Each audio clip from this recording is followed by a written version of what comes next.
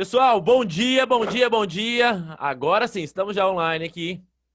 Estava passando o nosso tutorial sobre a nossa aula de hoje. Então, seguinte, para quem foi chegando enquanto eu estava explicando, a primeira etapa vai ser falar sobre o processo revolucionário em Cuba.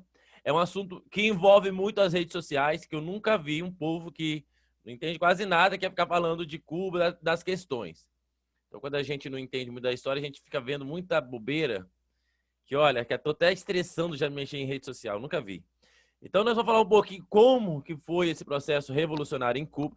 Processos revolucionários, tá? A gente vai falar a gente só fala do último, mas foram processos revolucionários e contra-revolucionários em Cuba. Depois, e nós vamos perceber por que eu estou fazendo isso, pegando Cuba e linkando com o Brasil em Juscelino Kubitschek. Porque eu estou fazendo um recorte histórico aqui. Lógico, o livro coloca tudo populismo. Parece que tudo que veio depois da guerra é populismo até o início da ditadura. Não é tanto assim. Então, o que eu vou fazer hoje é fazer um recorte temporal. Na mesma época que está acontecendo em Cuba, nós vamos entender o Brasil. Tá? A gente pode se orientar para o capítulo, mas eu acho que a gente não precisa tanto. A gente não é mais sexto ano. Então, nós vamos aqui, ó, capítulo 13. Capítulo não, página 13. Bom dia, Isabela. Bom dia, Métel. Bom dia, Ana Beatriz. Bom dia, Luiz. Ei, Thiago. Oi, Guilherme. Consegui. Show de bola. Conseguiu Já o quê? te mandei no zap. Ótimo. Já te mandei no zap. Tá, antes da apresentação eu abro ali e já dou uma olhada. Uhum. Ai, meu Deus. Deixa eu ver aqui. Tá, não chegou ainda não, mas vai chegar. Ok, Guilherme. Seguinte, como foi dito, página 13. Peguem aí, pessoal, página 13. Todos já estão com o livro aberto? Sim, professor. Todos, né? Perfeito. Isabela.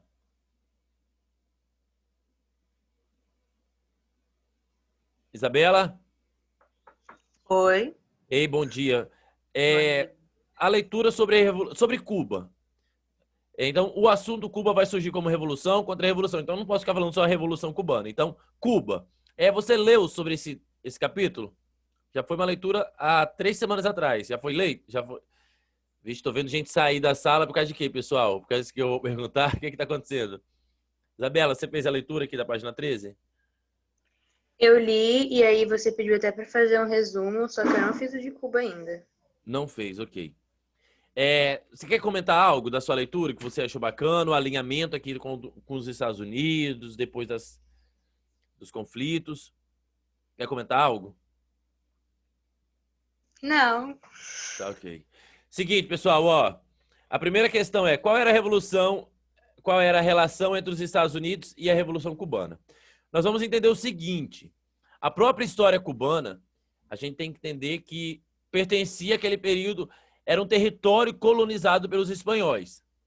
Então, quando a gente fala de Cuba, a gente tem que lembrar que, caramba, se eu estudei a colonização espanhola, significa que Cuba faz parte dessa colonização espanhola.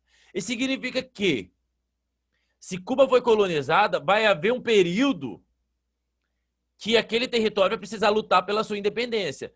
E, de fato, houve a sua luta de independência, né? Que vai ser aqui, ó, 1898. Então, 9 anos depois da nossa proclamação da República. Então, vixe, quase 100 anos. Aí não, vai dar uns 70 anos por aí depois da nossa independência. Então, vai demorar muito. A gente vai perceber que vai ser uma ilha muito explorada, muito visada. Então, a gente observa que naquele território tinha interesses espanhóis. Agora, nós vamos ter um alinhamento em Cuba. Essa pós-independência cubana, parece que a gente vai estar pegando hoje aqui do 7º, 8º e 9º ano, né? Mas a gente está falando do período de colonização, sim, em Cuba. O processo de independência vai abrir caminho para quê? Para o mercado. A gente está falando de um mundo globalizado, conectado. Conectado não, mas globalizado em si. Por quê? Porque eu estou entendendo que próximo a Cuba eu tenho os Estados Unidos. Eu também teria como opção, lembrando que aqui a independência ainda não ocorreu a Primeira e a Segunda Guerra. Então, eu poderia ter uma relação Cuba com a Inglaterra, ou com a França, ou com a Alemanha. Mas a relação de proximidade aqui, eu aconteço com Cuba e os Estados Unidos. Tá ok. A questão é, nós temos um cenário antes da Revolução em Cuba de um alinhamento muito próximo de território, de domínio. Significa que eu tenho nos Estados Unidos exportando mercadorias para essa ilha. Exportando cultura, exportando música, exportando teatro, roupa, forma de se vestir, forma de se comportar, de se portar. Então, os Estados Unidos, ele tem um domínio cultural. Então, nós vamos usar um termo como imperialismo norte-americano em Cuba. Tanto que eu vou ter um governo que vai pegar desde 1933, bem próximo ali com Getúlio Vargas, na nossa revolução aqui no Brasil. 1933 até 1940 e depois continua, 1952 até 1959. Quem que o senhor está falando, professor? Me ajuda. Eu estou falando de Fulgêncio Batista, início da página 14. O que está acontecendo? Fulgêncio Batista, ele governa em Cuba no mesmo período, pelo menos vai pegar uma parte aí, no mesmo período que nós vamos ter como governante no Brasil, quem? Getúlio Dornelles Vargas. Pessoal, vocês estão me entendendo aqui? Eu estou falando muito rápido? Dá para entender, Thiago. Pode continuar. Ok. Por que eu estou fazendo? Então, nós estamos fazendo uma linha temporal, pessoal. Se tiver dificuldade, vocês me falam. Mas, ó, nós estamos falando de um governante agora cubano, alinhado aos Estados Unidos. Quando eu lembro aqui do que eu estudei, que nós estudamos aqui no Brasil, nós vamos lembrar que no Brasil, durante Getúlio Vargas, nós tínhamos uns alinhamentos, claro, e tinha o UDN, que é aquele partido político alinhado aos Estados Unidos. Getúlio Vargas, ele tinha a opção de ser nacionalista, que eu pedi para vocês fazerem essa leitura, ou entreguista. Entreguista seria, Estados Unidos, venha no Brasil, por favor, e cuida do Brasil.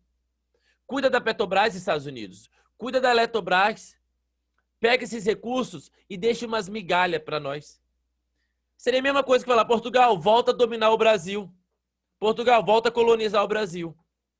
Então, o entreguista é quase que dessa forma. Então, nós estamos entendendo. Cuba era alinhada aos Estados Unidos. A riqueza ela estava concentrada na mão de uma elite.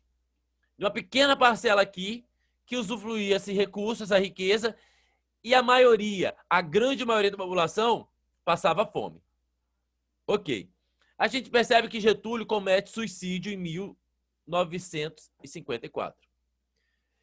Na carta, vocês devem ter percebido, na carta que já foi apresentada, e vocês têm até nas atividades, que tem trecho dessa carta que fala sobre os interesses estrangeiros, norte-americano, de apropriar dos recursos naturais, aquele discurso. Não estou sendo irônico, não. Estou sendo bem enfático. A questão é, a gente percebe que o mundo está conectado, agora está se conectando aí por meio do comércio, mas a gente não pode esquecer de forma alguma, porque a gente está falando de América, que parece que estou falando de América do Norte, América do Sul, América Latina, então eu estou em outro tempo, eu estou em outro mundo? Não. Significa que a Guerra Fria, ela está aqui, ó. Ela está por trás do que está acontecendo. Eu tenho os Estados Unidos e tenho a União Soviética. A Guerra Fria está aqui, ó. Eu olho, vejo a Guerra Fria. Então significa, se os Estados Unidos Cuba está alinhado aos Estados Unidos, eu entendo que eu tenho outras forças, outras ideias que também vão conspirar contra. Então, a ideia é, vai haver uma revolução? Vai, liderada por Raul Castro e Fidel Castro. Esse grupo, esse movimento aqui, consegue a primeira tentativa falhada. Depois eles conseguem aplicar uma revolução em 1959.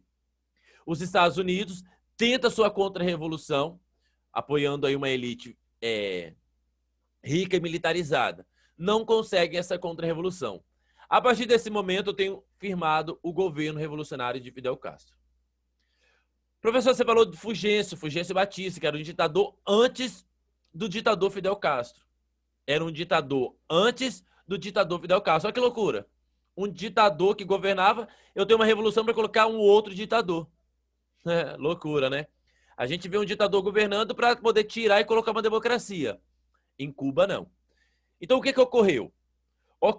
A gente percebe que, após essa revolução, seja do Fulgêncio ou seja de Fidel, uma é capitalista e a outra é socialista, nós vamos ter governos ditatoriais. Significa censura, opressão, autoritarismo presente nesse território. Agora, ok, Cuba já aconteceu. Cuba está ali, ó, na ilha. Agora vamos entender como que os Estados Unidos se comportou em relação a essa revolução. Os Estados Unidos falou assim, tá legal, tá bem, é isso aí? Lógico que não.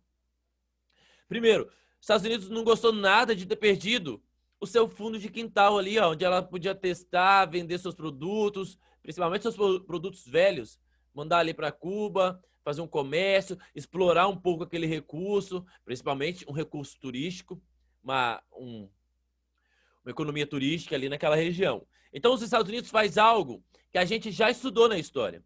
Algo que a França tentou com a Inglaterra, que vai interferir em Portugal, que a coroa acaba vindo para o Brasil, que é o quê? O bloqueio continental. Esse bloqueio, a gente vai entender que não é um bloqueio continental, mas um bloqueio econômico, que é no mesmo sentido. Ali seria bloquear o continente para poder mandar produtos para a Inglaterra. Nesse contexto de Cuba, que no caso nós vamos ter... Na verdade, foi rompido agora com Barack Obama, mas nós vamos ter um bloqueio econômico. E é isso que vai afetar um pouco. Significa, como Cuba sai dessa linha, vai integrar esse bloco capitalista com os Estados Unidos, nós vamos entender que agora Cuba vai se relacionar um pouquinho mais com a União Soviética. Então, significa que os Estados Unidos deixam a determinada ordem não comercializar economicamente com Cuba. Significa, Brasil, você tá comigo? Tô sim. Então não vende nada, não manda nada para Cuba. Consegue compreender? Então, fazer essas relações econômicas, negociações, não era uma ordem, não era algo que agradava os Estados Unidos. Por isso que a gente percebe uma crítica quando a gente tenta fazer algo, alguma relação econômica, política com Cuba. Como é que surge tanta crítica hoje no Brasil? Então, mas por quê? Por quê? Porque, primeiro, envolve uma guerra fria, nós vamos ter o conflito dos mísseis que vão se instalar em Cuba. Daqui a pouco nós vamos falar um pouquinho mais sobre isso. E vamos ter outro alinhamento. Então a gente percebe, Cuba, na década de 60, está alinhado à União Soviética. Os Estados Unidos pulou fora e fez um bloqueio econômico. Quando a gente passa agora a estudar, ó, tô pulando as páginas, ó, tô indo lá pro Brasil. Juscelino Kubitschek, Getúlio Vargas já morreu, Café Filho já governou, agora é Juscelino Kubitschek. JK, mais conhecido como fundador lá de Brasília, a nossa nova capital. Essa nova capital, não se engane, falam, nossa, nova capital, que bacana. Na verdade, não era tão bacana quando foi criado, por quê? A ideia era fugir do Rio de Janeiro, onde estava a mídia, os jornais, vão para um lugar, vão para o meio do mato. Para quê? Para não ficar tanta gente em cima, não ficar tanta cobrança. Então tinha o interesse também de fugir desse certo burbulho que estava o Rio de Janeiro. Muitos movimentos, muitas revoltas. Então vão para lá. Fora que Getúlio já tinha se suicidado, então aquele local ali, aquele palácio, acabou se tornando depois um museu. E nem o presidente queria governar naquela região. Diziam que estava o fantasma de Getúlio Vargas. Então, vamos para Brasília. E é aí que está. Brasília precisa ser erguida. No Planalto Central. Então, no Planalto Central, a gente está falando marcha para o oeste. Vamos marchar para esse deserto. Antes era sertão, né? Na colonização a gente falava sertão, mas a gente sabe que é matas. Então, vamos explorar essas regiões aí. E eu preciso de quê? Recurso. E de onde virá esse recurso? Vocês têm ideia? Não. Não, Guilherme? Você não tem ideia de onde vai vir esse dinheiro? Chuta, um local, um país.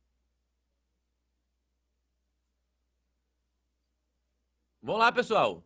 Possível. Um país, eu já tava pensando em Estados Unidos já. Mas é ele mesmo. Então se não for os Estados Unidos, vai ser quem? A União Soviética? E é aí que tá pegando. Os Estados Unidos vai apoiar esse governo? Vai, ô, se vai. Tudo que eu quero é uma aliança com o Brasil. Olha o tamanho do território brasileiro. Se os Estados Unidos se incomodou em perder uma ilha, vocês imaginem se os Estados Unidos perdesse essa aliança com o Brasil. Então a gente já está percebendo aí, essa aliança tá... Estou financiando, vou financiar esse plano de meta de JK. Esse plano de meta seria o quê? Desenvolvimento na indústria, na logística, na automobilística, em vários setores, na eletricidade também. Então, qual era a principal meta aqui? O que queria tanto? Talvez é uma crítica, uma solução, não sei. Cada um vai interpretar da sua forma. Não estou aqui para ser o dono da verdade. Mas é nesse período que nós vamos ter rodovias, BR, sendo construídas. Por quê? Por que essa expansão rodoviária? Lembrando, os Estados Unidos produziam muitos veículos, carros. Então, passou a mandar. E o que eu tenho lá, naquele território? Lógico que a gente percebe que desde o Fusca, o Ford, nós vamos ter criações de novos carros. E esses carros que estão obsoletos e passaram a se tornar velhos, eles ganham mercado no Brasil. Então, olha que imagina o tamanho do Brasil passar a consumir esses produtos norte-americanos. Seria maravilhoso. Fora que, para a JK, seria ainda melhor. Porque iria estar construindo rodovias, abrindo estradas, as pessoas comprando carro, barateando. É bom? É. Não é ruim. Investimento? Ótimo. Rodovia? Ótimo. Mas, professor, por que você está criticando a rodovia? Eu não estou criticando a rodovia. Eu só estou falando que quando começa a implantar tantas rodovias assim, o Brasil acaba deixando de lado algo também que era muito importante, que eram as ferrovias. As ferrovias ficam encalhadas. Elas param de ter investimentos. Por isso que o Brasil a gente não encontra tanto trem-bala, talvez dessa forma. Então, esse empréstimo que os Estados Unidos vai dar, ela tem nome. A gente chama de dívida externa. Se é uma dívida, significa vai cobrar juros. E esses juros vão acumulando. Mas JK não é bobo nem nada. O que ele fez? Eu pego o empréstimo agora, invisto no meu governo e quem é que vai pagar? Os próximos. Aquele que vier daqui a 4, 5, 8, 10 anos, que paguem a conta. Eu estou indo embora. E fui. Então a gente entende, pessoal, da seguinte forma. Isso é um populismo? É um populismo. Eu estou inaugurando as rodovias. Eu estou fazendo bem. Mas a dívida, eu estou deixando para o próximo vir e pagar a conta. Esperto, né, esse JK? Construiu Brasília, abriu rodovias, estradas, asfaltou, implantou, baixou os impostos para carro. Então, plano de meta. Teve um investimento forte na educação? Não. Não tivemos. A importância não era educar a população. Era industrializar, modernizar. Mesmo com dívida. Ok. JK não fica para sempre. Ele não é um ditador. Ele não é igual o Fidel. Então, o que vai acontecer aqui com o JK? Vai passar o poço, claro. Eu não vou querer ficar continuando para pagar dívida. Ele já sabia do pepino. Já sabia do problema que ia vir. Fora que muito dinheiro na mão do Estado, o que acontece? Um problema que vaga no Brasil. Corrupção, né? Tivemos muitas indícios de corrupção? Tivemos, claro. Tanto que o próximo presidente ele vai vir com o seguinte lema. Era até uma musiquinha que um prefeito aqui de Linhares usou uma época. Na verdade, o prefeito copiou do Jânio Quadros. Que era qual? Alguém sabe cantar ela? Da vassourinha? Varre, varre, varre, vassourinha. Vamos varrer a bandalheira. Já ouviram? Ah, nunca nem vi, mano. Que dia que foi isso? Ô, Luiz, eu cantei, o Luiz saiu? É eu, hein? Essa é uma lema, era de um prefeito, um candidato a prefeito que cantava essa música, tá, pessoal? Mas é uma música também que iniciou lá com Jânio Quadros. Jânio Quadros vai ser Meu Deus. Meu Deus. Jânio Quadros era um presidente bem atípico. Ele passa a proibir o biquíni, as as vestimentas aí curtas das mulheres.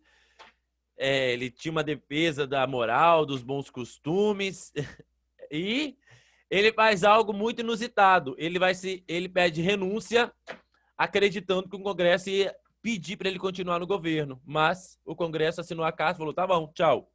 Então, Jânio Quadros vai ter uma participação rápida demais, 1 ano governando.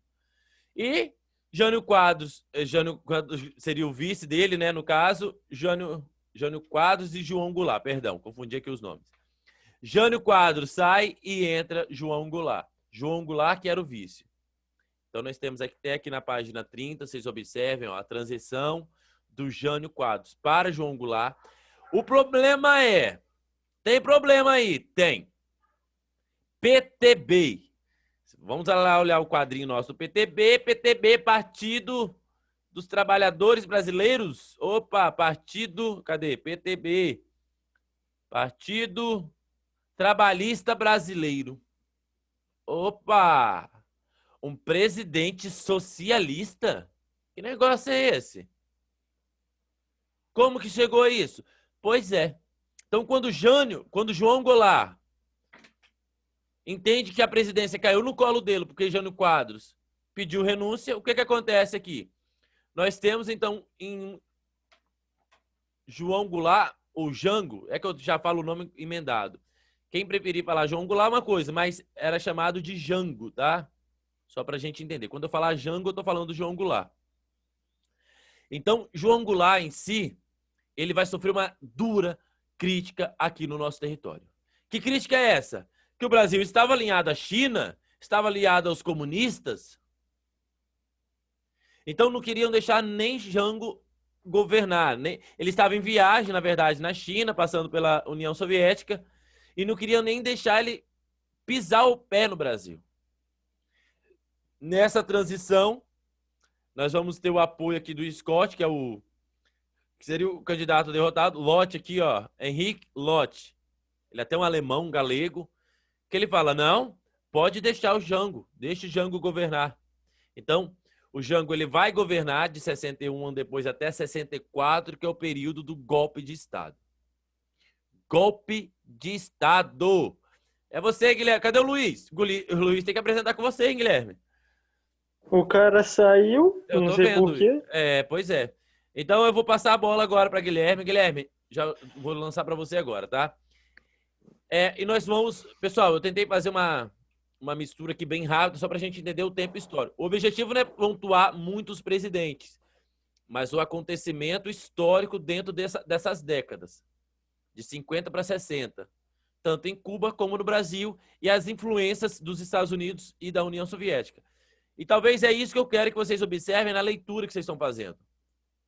Então, lógico, se eu falar assim, leia, talvez eu vou presumir que vocês vão entender, mas eu quero dar alguns conselhos aqui para quando vocês realizarem a leitura, vocês entenderem como que estava acontecendo no entorno, tá?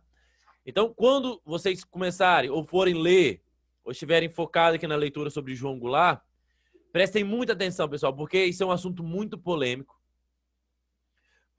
Os presidentes atuais, alguns outros presidentes, sabe lá Deus o que vai vir aí, nós temos várias críticas nesse período dos nomes que é chamado, o processo, tanto que para um grupo é chamado de Revolução de 64, não sei onde, mas outros grupos falam que é golpe civil-militar. Então a gente tem processos aí que vão encadear esses movimentos.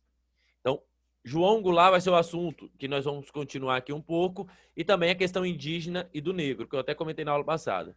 Mas eu preciso passar a bola aí para Guilherme, para poder comentar. Guilherme, vai lá, é com você agora. Coloca aí o slide, professor. Deixa eu ver se eu recebi. Será que eu recebi mesmo esse slide? Deixa eu ver aqui.